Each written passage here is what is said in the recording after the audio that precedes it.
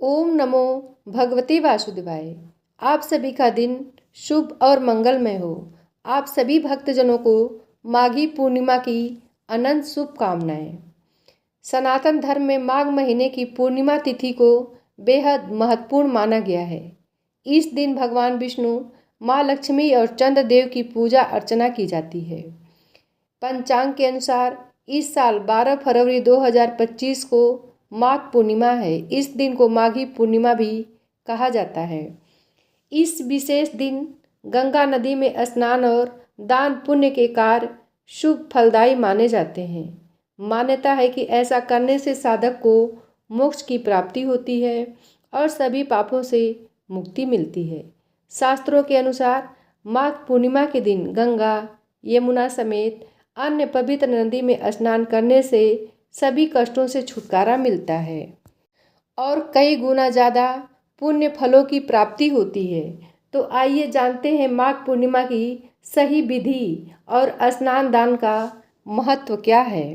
पंचांग के अनुसार माघ महीने के शुक्ल पक्ष की पूर्णिमा तिथि की शुरुआत 11 फरवरी 2025 को शाम 6:55 पर होगी और अगले दिन शाम को 7:22 पर समाप्त होगी। ऐसे में उदया तिथि के अनुसार 12 फरवरी 2025 को माघ पूर्णिमा मनाई जाएगी। इस साल माघ पूर्णिमा के दिन सौभाग्य और शोभन योग का शुभ संयोग बन रहा है, जिससे इस दिन दान स्नान के कार्यों का महत्व कहीं अधिक बढ़ जाता है।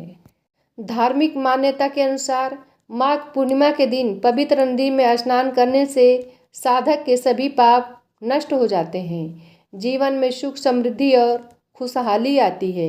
माघ पूर्णिमा के दिन गंगा नदी में स्नान करना अत्यंत शुभ माना गया है।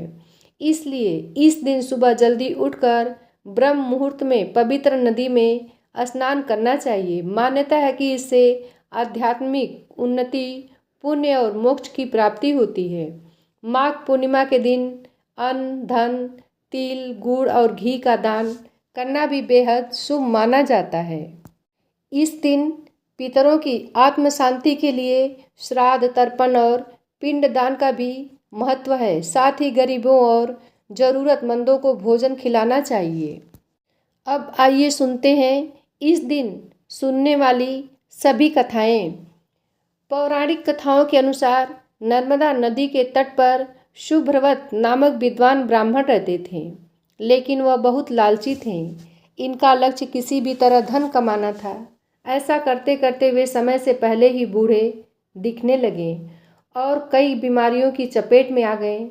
इसी बीच उन्हें अंतर्ज्ञान हुआ कि उन्होंने सारा जीवन धन कमाने में बिता दिया और अब उनका उद्धार कैसे होगा। इसी क्रम में उन्हें माघ माह में स्नान का महत्व बताने वाला एक श्लोक याद आया। इसके बाद स्नान का संकल्प लेकर ब्राह्मण नर्मदा नदी में स्नान करने लगे। करीब 9 दिनों तक स्नान करने पर उनकी तबीयत और ज़्यादा खराब होने लगी।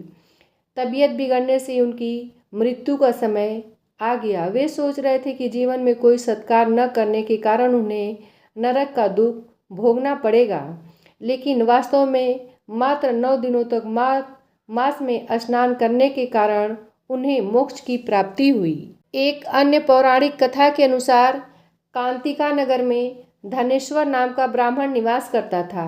वह अपना जीवन निर्वाह दान पर करता था। ब्राह्मण और उसकी पत्नी की कोई संतान नहीं थी। एक दिन उसकी पत्नी नगर में भिक्षा मांगने के लिए गई, लेकिन सभी ने उसे बाँझ कहकर भिक्षा देने से इनकार कर दिया। तब किसी ने ब्राह्मण की पत्नी से 16 दिन तक काली माँ की पूजा करने को कहा और उसके कहने पर ब्राह्मण दंपति ने ऐसा ही किया। उनकी आराधना से प्रसन्न होकर माँ काली प्रकट हुई और उस ब्राह्मण की पत्नी को गर्भवती होने का वरदान दिया और कहा कि अपने सामर्थ्य के अनुसार तुम हर पूर्णिमा को एक दीपक जलाओ। इस तरह हर पूर्णिमा के दिन एक दीपक बढ़ाती जाना जब तक कम से कम 32 दीपक न हो जाए। ब्राह्मण ने अपनी पत्नी को पूजा के लिए पेड़ से कच्चा फल तोड़कर दिया। उसकी पत्नी ने पूजा की और फलस्वरूप वह गर्भवती हो गई। वह प्रत्येक पूर्णिमा को माँ काली के कहे अनुसार दीपक जलाती रही। माँ काली की कृपा से उसके घर में एक पुत्र ने जन्म लिया, जिसका नाम देवदास रखा गया। देवदास जब बड़ा हुआ तो उसे अपने मामा के साथ पढ़ने के लिए काशी भेजा गया। वहाँ पर एक दुर्घटना घटी, जिसके कारण धोखे से देवदास का विवाह हो गया। देवदास ने कहा कि वह अल्प आयु है, लेकिन फिर भी जबरन उसका विवाह करा दिया गया। कुछ समय बाद काल देवदास के प्राण लेने आए, लेकिन ब्राह्मण दंपति ने पूर्णिमा का व्रत रखा था, इसलिए काल उसका कुछ नहीं बिगाड़ पाया। तभी से कहा जाता है कि पूर्णिमा के दिन व्रत करने से सभी संकटों से मुक्ति मिलती है और सभी मनोकामनाएं पूरी होती हैं। तो एक बार प्रेम से बोलिए विष्णु भगवान की जय हो, लक्ष्मी माता की जय हो।